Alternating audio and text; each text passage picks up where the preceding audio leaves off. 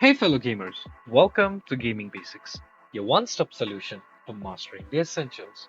Let's dive in and level up together. In this video, I'm going to show you how to buy Onion in Genshin Impact.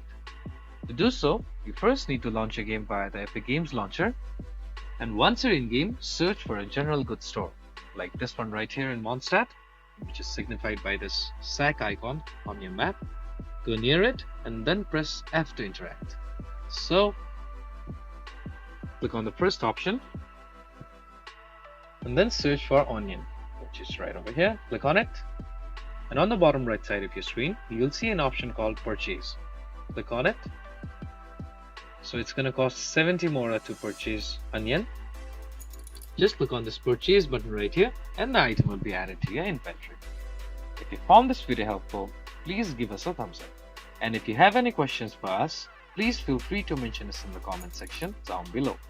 Also, don't forget to hit that subscribe button and ring the notification bell so you never miss out on our latest guides and tutorials. This has been your host Ace. Happy gaming!